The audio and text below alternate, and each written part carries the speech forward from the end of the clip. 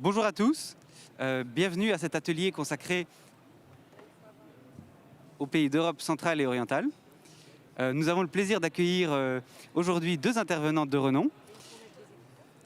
Alors, je vois que vous n'entendez pas. Il faut que vous mettiez les écouteurs sur votre application.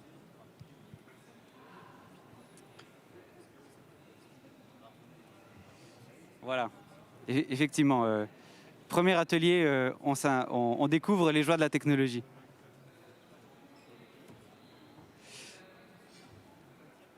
Alors, pendant que notre public sur place se connecte avec les écouteurs, on accueille également l'auditoire en ligne et on est heureux aussi que vous participiez à distance et que vous puissiez profiter des interventions de nos deux spécialistes. Donc, on a le plaisir d'accueillir Madame Laurence de Touché, directrice de la zone Europe centrale et orientale pour Business France, ainsi que Madame Marlene Berthaud-Sobczyk, présidente de Valiance International. Donc, merci beaucoup, mesdames, pour votre participation et nous sommes impatients de découvrir vos témoignages. Donc, peut-être justement une première question pour ouvrir le débat. L'Europe centrale orientale, c'est une zone qui finalement un peu plus éloignée de nos pays frontaliers. Y a-t-il vraiment des opportunités business dans cette zone? Merci. Je donne la parole à Laurence pour commencer. Merci beaucoup Yann. Bonjour à tous et merci pour votre intérêt pour cet atelier. Donc, je suis Laurence de Touché et je suis basée à Varsovie. Je dirige les bureaux Business France sur la zone Europe centrale et orientale.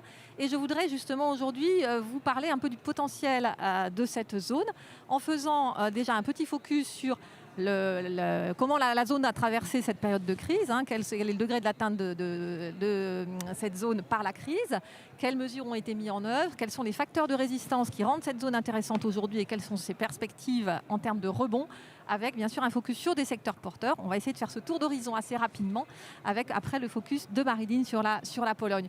Donc déjà, ce qu'il faut savoir, c'est que la situation avant la crise était dans son ensemble assez bonne pour ces pays qui ont connu des taux de croissance tous importants. Donc là, vous avez des taux de croissance qui sont rappelés sur la Pologne, la République tchèque, la Hongrie, l'Ukraine, la Roumanie pour 2019, pour 2018 également. Donc vous aviez 4,1% de croissance en Pologne, 4,9% en Hongrie, 4,1 en Roumanie, donc des pays qui ont abordé la crise avec une situation économique saine, avec des marchés de l'emploi, des taux de chômage bas, avec des pays avec des taux de consommation aussi très dynamiques, et donc une situation avant la crise avec des fondamentaux économiques très bons. Donc ça les plaçait déjà dans une position assez avantageuse, même si évidemment chacun de ces pays a ses spécificités économiques. C'est focus qui plus sur l'industrie automobile, plus sur la logistique, le transport, les infrastructures, etc. Voilà, chacun a ses spécificités, mais en gros, c'est une zone qui a abordé la crise dans une bonne situation économique et avec un dynamisme économique très enviable pour des pays d'Europe occidentale, par exemple. Alors, le degré d'atteinte de la zone, ce qu'il faut savoir, c'est que la zone, évidemment, a connu 2 mois d'arrêt brutal au mois d'avril, au mois de mai, avec justement des indices de production industrielle, comme vous le voyez, qui ont chuté drastiquement parce que les pays ont été à l'arrêt. La pandémie n'était pas forte à ce moment-là en termes de chiffres de situation sanitaire, mais les gouvernements, toutes les autorités ont choisi de fermer les frontières, de déclarer l'état d'urgence, voilà, toute une série de mesures qui ont bloqué l'économie durablement pour les 2 mois de printemps. Donc un arrêt brutal, mais des facteurs de résistance quand même pour ces pays-là, parce que, comme je le disais, des fondamentaux solides avant la crise, parce que un positionnement attractif aussi mondial, j'allais dire, dans des optiques de nearshoring, de certains types de relocalisation, par un rebond qui doit intervenir en 2021 assez important, et des mesures de soutien budgétaire conséquentes qu'on va voir. Donc voilà, on a des croissances évidemment négatives du PIB pour 2019-2021, mais quand même des situations enviables. Les dernières prévisions du ministère des Finances pour la Pologne, par exemple, sont de moins 3% en 2020, ce qui est quand même une situation enviable par rapport à tous les autres pays de l'Union européenne. Donc ça, c'était pour illustrer les plans de relance ambitieux. Donc non seulement les pays ont été certainement très atteints par la crise, mais avaient une situation économique enviable, mais en plus de ça, les gouvernements ont mis en place des plans de relance très ambitieux et très tôt. Donc à hauteur de 20% du PIB par exemple en Hongrie, à hauteur de 15% en Pologne, de 18% en République tchèque. Donc des mesures qui ont été prises et annoncées très tôt, dès les mois de mars, avril, avec donc bien entendu des soutiens à l'emploi, des mesures de chômage partiel, des mesures de garantie d'État sur des prêts pour les PME notamment, des mesures fiscales avec des exonérations ou des reports. Donc beaucoup de mécanismes qui se sont mis en place avec certaines nuances. En Roumanie, le plan de relance a été beaucoup plus modeste. L'Ukraine est un pays qui n'est pas évidemment dans l'Union européenne et n'a pas les mêmes caractéristiques économiques, mais il y a quand même eu un accord avec le FMI pour un nouveau programme d'aide, ce qui donne de l'oxygène aussi à l'économie d'Ukraine. Donc dans son ensemble, on peut dire que c'est une réaction rapide, à la fois d'un point de vue sanitaire, pour essayer d'enrayer la pandémie, et à la fois d'un point de vue économique, avec des plans de relance très ambitieux et très rapides. Donc tout ça pour dire que les entreprises souhaitant rebondir après la crise sur un marché de proximité ont tout intérêt à s'intéresser à cette zone et à se propulser sur cette zone de proximité avec donc des perspectives intéressantes. Donc on vient de parler un petit peu de la Pologne avec une prévision de croissance pour 2021 de 4,1%. Et en plus, voilà, on le sait maintenant, c'est le pays qui sera le 4e plus gros bénéficiaire des fonds européens pour la période qui s'ouvre.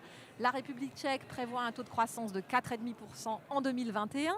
La Roumanie, un taux de 5%. La Hongrie également à plus de 6%. Donc vous voyez, et même pour l'Ukraine, un rebond à 4,6% prévu en 2021. Donc chacun de ces pays, avec ses particularités économiques, a un taux a une prévision de croissance très importante. Et de nombreux secteurs porteurs dans toutes les filières. Donc là, j'ai voulu faire quelques flashs sur tout ce qu'on peut imaginer d'intéressant sur notre zone. Mais c'est vrai que c'est une zone qui a des grands projets d'infrastructures qui sont prévus sur financement européen ou bailleurs internationaux. Et donc ça fait partie des plans de relance du gouvernement et ça fait partie de tout ce qui est en train d'être mis en place et identifié pour utiliser les fonds européens, avec des infrastructures de transport, donc des gros projets en matière ferroviaire, en matière de route. Il y a un grand programme de développement de routes en Ukraine, des projets en matière ferroviaire. Donc on a le projet Rail Baltica qui touche tout le nord de la zone notamment. Des projets en matière de ville durable, en matière d'environnement, d'automobile et de mobilité, et en particulier en matière d'énergie aussi, puisque la zone est caractérisée par sa problématique de transition énergétique qui est très importante et qui est un problème qu'elle doit prendre à bras le corps et qu'elle va prendre à bras le corps dans les années à venir. Évidemment, la santé, donc c'est quelque chose où on a des modernisations des systèmes de santé qui sont très importantes dans cette zone-là, parce que si la zone a voulu réagir de façon très drastique et très rapide à la pandémie, c'est parce que justement, elle savait que dans l'ensemble, ces pays avaient des systèmes de santé qui ne pouvaient pas supporter un afflux de malades. Donc la modernisation des systèmes de santé a été mise en lumière d'autant plus. Des projets d'hôpitaux, il y a un grand programme de projets de construction d'hôpitaux en Roumanie notamment. Voilà, des solutions de télémédecine avec des populations qui sont très connectées dans cette zone-là. C'est quelque chose qu'il faut noter aussi sur les consommateurs de la zone. Des opportunités en matière de e-commerce, bien sûr, de toutes les techs, retail, fintech, notamment dans les pays baltes, la Pologne, notamment la République tchèque. Donc de cybersécurité aussi pour une zone qui est frontalière de l'Europe. Donc beaucoup de choses intéressantes. Là, c'est quelques projets qui sont rapidement identifiés, mais projets de centrales photovoltaïques, projets éoliens offshore, ça c'est des projets plus sur la Pologne et la République tchèque, mais voilà, beaucoup de choses. De robotisation et d'automatisation aussi, puisque la zone souhaite se positionner, bien sûr, en termes de nearshoring, de type de relocalisation de gamme. On ne va pas dire que la zone, ça sera l'atelier, la Chine de l'Europe, pas du tout. La montée en gamme est vraiment le gros enjeu en termes d'industrie et d'industrie 4.0 donc, pour cette zone-là. Donc beaucoup de choses intéressantes aussi dans ces domaines-là.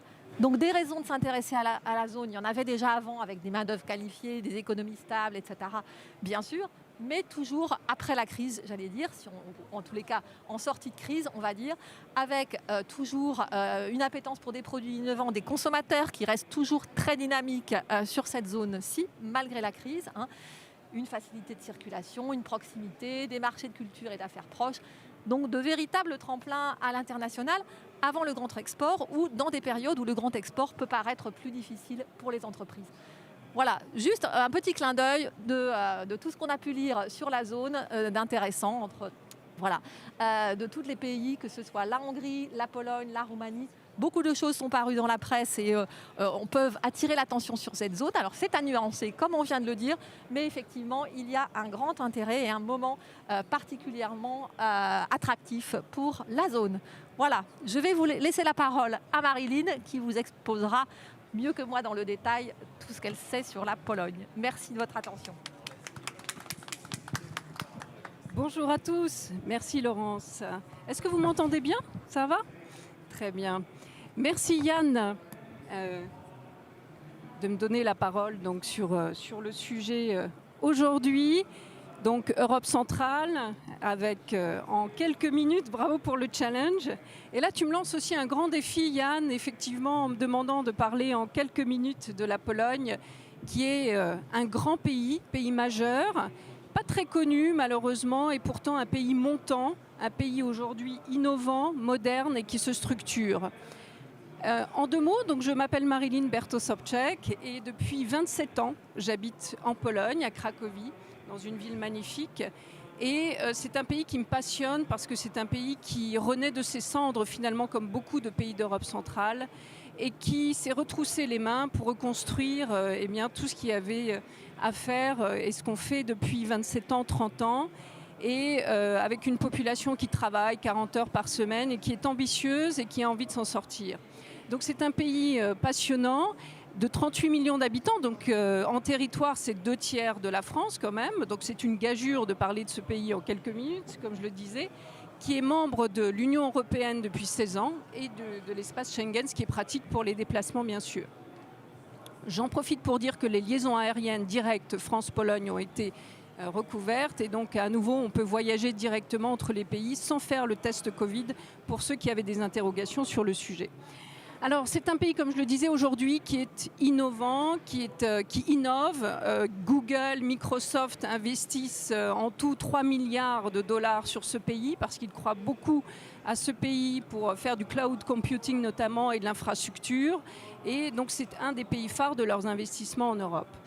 C'est un pays qui est structuré désormais, où il y a de la maturité, comme le disait Laurence, et qui connaît donc une croissance économique importante et régulière depuis 25 ans.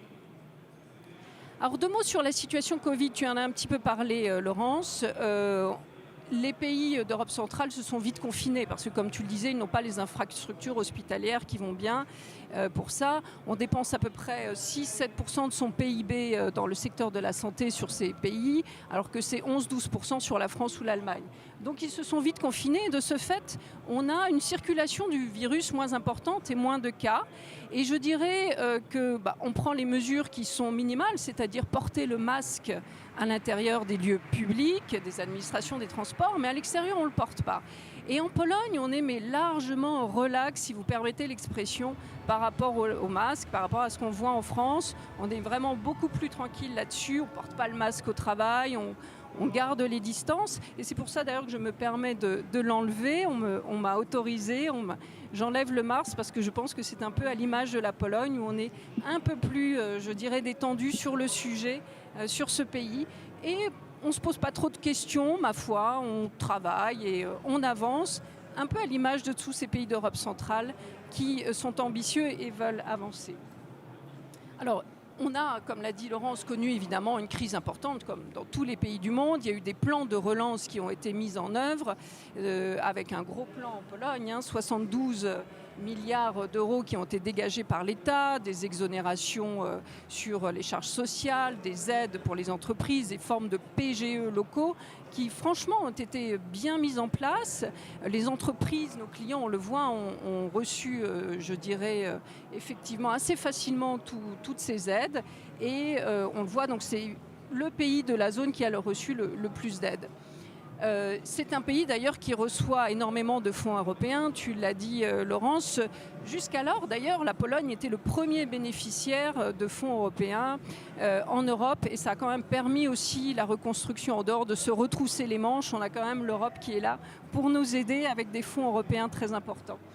Et là, cette slide, elle vous montre la résilience dont parlait Laurence précédemment de la Pologne, parce que pour la première fois dans son histoire, la Pologne aura une décroissance, comme tous les pays de l'Union européenne, mais une décroissance qui va être, je dirais, amortie, qui sera d'environ moins 4,6% cette année, pendant que dans l'Union européenne, on aura en moyenne une décroissance de moins 8,3%. Et ce qui est en clair, ce sont les pays qui s'en sortent le mieux, finalement, pendant cette crise Covid. Et ce qui est enfoncé, ce sont les pays qui vont connaître le plus de décroissance cette année.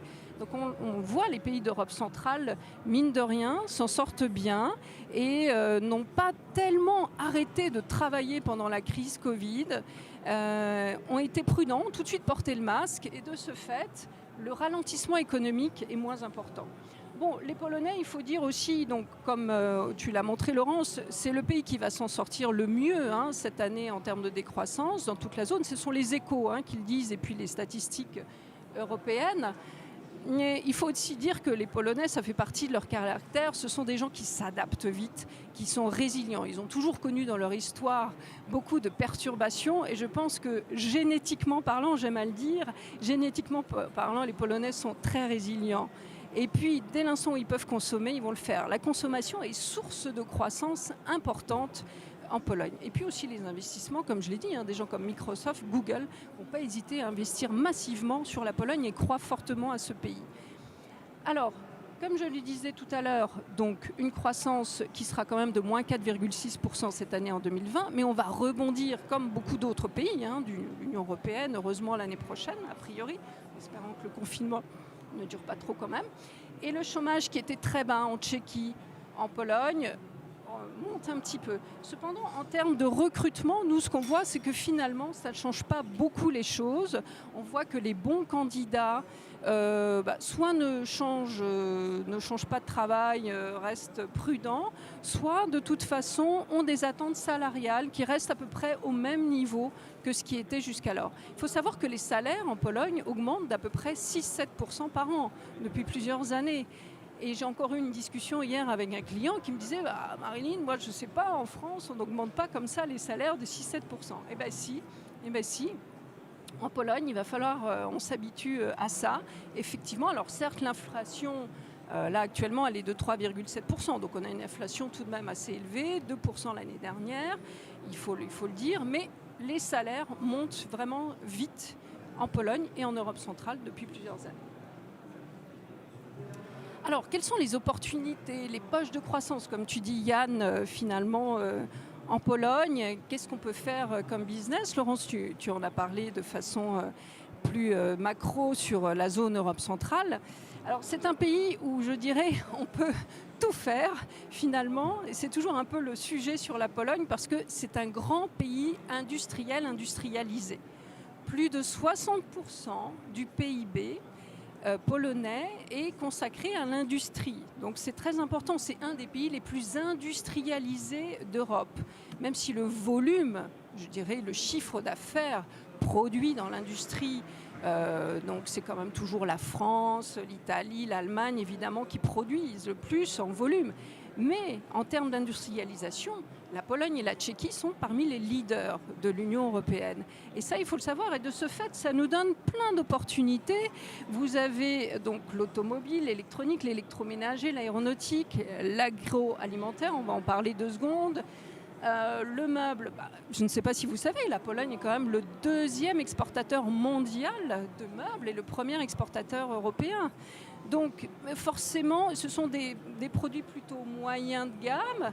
Alors importer, faire venir de France par exemple des meubles moyens de gamme, ça n'a pas d'intérêt. Il va falloir regarder plutôt quelles sont les opportunités sur du meuble plus de luxe ou sur des accessoires haut de gamme qu'on ne trouvera pas en Pologne. Mais on oublie tout ce qui est importation de meubles moyens de gamme en Pologne par exemple. On va avoir des opportunités énormes sur l'automobile. On parle beaucoup de la Slovaquie, de la Tchéquie sur l'automobile, mais pas du tout. La Pologne, c'est un mastodonte dans le sujet. C'est quand même 10% de la part de l'industrie. Nous, on a un client, par exemple, il fait des emballages antistatiques qu'il vend à l'automobile, mais aussi à l'électronique. Vous avez le groupe Lacroix, un groupe français, qui fait des cartes électroniques et qui a 1000 personnes dans le nord de la Pologne, qui se portent très bien, très heureux de produire ces cartes électroniques. Un autre client, par exemple, qui fait les emballages, qu'il produit en Pologne d'ailleurs, les emballages antistatiques, eh bien, il emballe les cartes électroniques de Lacroix, par exemple, mais pas que, pour l'automobile, l'électroménager. L'électroménager, oui, c'est surtout la Slovaquie dans la zone, mais aussi la Pologne. Et puis, on a tout ce qui est aéronautique avec un très beau cluster, alors pas un cluster Covid, hein, un cluster aéronautique, donc, dans l'est de la Pologne. Et puis, alors la chimie, donc là, il y a beaucoup de relations entre la France et la Pologne sur la chimie et tout ce qui est dévié. On a beaucoup de fabricants de cosmétiques, tu en parlais, des fabricants. La cosmétique, c'est intéressant d'importer des cosmétiques, mais il faut qu'elles soient d'assez haut de gamme et bio plutôt actuellement sur la Pologne. Sinon, c'est pas facile. Tout ce qui est TIC, business service, donc la Pologne a une main-d'œuvre qualifiée, qui est bien formée, des gens qui parlent très bien anglais et plusieurs autres langues.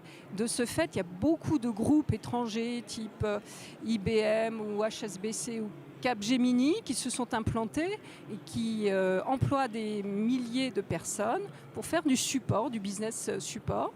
Donc il y a toujours des investissements sur le sujet. Mais la Pologne, c'est aussi un pays qui devient une terre de R&D. Et on ne le dit pas assez. Alors déjà, l'Union européenne nous aide là-dessus parce que les fonds européens ont une destination qui va à l'innovation pour toute l'Europe, mais beaucoup sur la Pologne. Et par exemple, je ne sais pas si vous le savez, Valeo a 3 centres R&D en Pologne. Donc ce n'est pas que fabriquer des pièces peut-être moins chères en Pologne, c'est aussi de la R&D. Il y a des grands groupes comme ça, le groupe allemand par exemple, Deal Metering, nous avait consulté pour ouvrir la R&D en Pologne.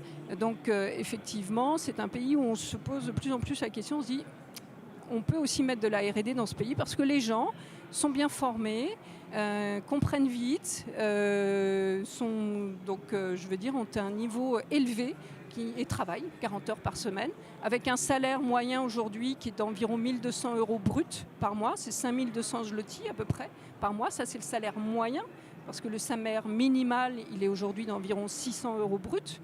Après, il n'y a pas énormément de gens qui gagnent 600 € brut par mois, ça c'est le salaire minimal, mais disons, tabler sur 1 200 € brut, avec des charges patronales qui sont de l'ordre de 19%, et des charges sociales en général moins élevées. Donc de ce fait, on a une population qui est bien formée, intéressante, et qui coûte encore relativement moins cher qu'en Europe de l'Ouest, même si les salaires augmentent, comme je l'ai dit. Alors j'ai parlé 2 secondes de l'agroalimentaire avant. J'ai parlé de l'agroalimentaire en disant que c'est un des secteurs phares de l'industrie. Et effectivement, c'est intéressant parce que si vous êtes dans ce secteur, si vous êtes par exemple équipementier, vous faites des équipements, des solutions. On a actuellement un client qui offre des solutions, qui est un laboratoire pour détecter des produits toxiques par exemple. Alors il y a de la concurrence déjà en Pologne parce que la Pologne, il faut savoir, il y a souvent beaucoup de concurrence déjà en place. Il faut bien regarder ça avant d'aller sur le pays. Quelle est ma concurrence? Quelles sont mes chances? Et si j'ai une offre intéressante, innovante, j'ai en revanche toutes mes chances. Et les Polonais ont beaucoup d'appétence sur des solutions ou des offres qui vont être innovantes. Et là, on a ce client qui actuellement, certes, a de la concurrence, mais il est rapide, réactif, il a du service et de ce fait, on voit qu'il a beaucoup de potentiel sur la Pologne. Tout ce qui est études, analyse de produits agroalimentaires, la toxicité, etc. Et il y a de quoi faire parce que là, il y a du potentiel, il y a beaucoup d'industries et internationales implantées qui ont des centres de décision en Pologne pour les centres internationaux, pour les groupes internationaux. Ça, c'est à vérifier. Parfois, il y a le centre de décision en Pologne, parfois ailleurs. Donc ça, c'est à chaque fois au cas par cas, il faut regarder. Mais aussi beaucoup d'industries polonaises propres qui a besoin d'équipements, de services, de solutions. Et puis, vous avez toute la GMS française qui est là, et pas que, entre Carrefour, Auchan, Intermarché, etc. Où là, par exemple, dernièrement, on a fait une prospection pour des huiles d'olive. On se dit huile d'olive, pas évident, mais non, parce que très très bien, parce qu'en fait, c'était des huiles d'olive bio, il y avait toutes sortes d'huiles autres, et puis des huiles en spray, ce qui est intéressant et qui a enthousiasmé les acheteurs de grande distribution que nous avons démarchés. La santé, tu en as parlé, Laurence, donc c'est un secteur également très intéressant. Parce qu'il y a en Pologne 2 systèmes. Vous avez le système public et le système privé. On retrouve ça souvent en Europe centrale. Et effectivement, le système privé monte avec un taux de croissance moyen de 7% par an. Et effectivement, il y a beaucoup de matières là également à exporter. Il faut savoir qu'il y a aussi toute la vie des seniors, toute cette partie-là qui est intéressante, où il faut regarder pour des solutions. Le e-commerce, alors là, le e-commerce est en plein boom en Pologne. C'est des taux de croissance à 2 chiffres, 18% d'augmentation annuelle depuis plusieurs années, avec des commerces en ligne. On a un client qui explose en Pologne, qui fait en fait tout ce qui est plateforme pour création de commerce e-commerce. Il explose, un client français, et aujourd'hui on a vu 28 millions d'internautes. Et ce qui est, si on regarde les statistiques 2019, ce qui marche bien en achat de e-commerce, c'est tout ce qui est maison et jardin. Hein, et puis là, évidemment, pendant la période Covid, ça a également bien marché. Mais aussi santé et beauté. Donc ne regardez pas que les canaux effectivement distribution traditionnelle, regardez beaucoup les acteurs en e-commerce qui existent. Je peux citer une référence parce qu'on a communiqué là-dessus, c'est Crampouze qui est un client breton qui fait tout ce qui est équipement, les plans de chat, les barbecues, vraiment haut de gamme. Hein. Ils vendent en GSB mais pas que. On a fait une prospection e-commerce pour eux en Pologne, ça a très bien marché. Et d'ailleurs, les commentaires du client, c'est on est très étonnés parce que les Polonais achètent les équipements les plus chers. Voilà, donc les Polonais adorent la plancha, le barbecue, équipement cher. Et c'est une surprise, j'avoue, pour tout le monde, même moi qui suis là depuis 27 ans, on découvre ça tous les jours. Dernière chose, au niveau, alors là, c'est pas du sectoriel, c'est des opportunités qui existent en Pologne en termes de rachat d'entreprises. Pensez à ça. Parce que ce qui se passe, c'est que, déjà, la Pologne, c'est le premier marché d'Europe centrale en fusion et acquisition. Mais en plus, on a des entreprises familiales. Et il s'avère que seulement 8% des successeurs d'entreprises familiales veulent reprendre l'entreprise. Ça veut dire qu'il y a 92% d'entreprises familiales qui n'ont pas de successeurs et qui donc peuvent présenter un intérêt pour vous si vous êtes intéressé à racheter une entreprise. Alors je parle des entreprises familiales. Donc là, c'est intéressant parce qu'au bout de 25-30 ans, on a des dirigeants qui ont créé leur entreprise à la sortie du communisme, qui ont une 60aine d'années, qui n'ont pas de successeurs et qui ont des belles petites boîtes sympas à racheter. Et on a plusieurs dossiers comme ça par an. On accompagne des clients dans le rachat d'entreprises. Voilà. Et un tout petit point dernier sur l'interculturel, sur la Pologne, parce que je pense que c'est toujours intéressant ça. C'est effectivement, il faut savoir que les Polonais travaillent plutôt dans le court terme. Ils ont une grosse capacité d'adaptation. Alors, ils sont assez opportunistes dans les relations. Ce n'est pas un jugement de valeur, mais sachez que la fidélité à la marque ou à une relation business n'est pas toujours aussi élevée peut-être que la nôtre. Donc, soyez vigilants. Parce que l'importance du moment présent, qu'est-ce que je peux gagner ? Parce que ça fait que 30 ans finalement que ce pays s'est bien sorti de ses difficultés. On remarque avec les personnes qu'on recrute, les managers au moins haut niveau, qu'il y a toujours une difficulté de communication, à écrire, faire des comptes rendus transparents. Donc soyez vigilants là-dessus en termes de management.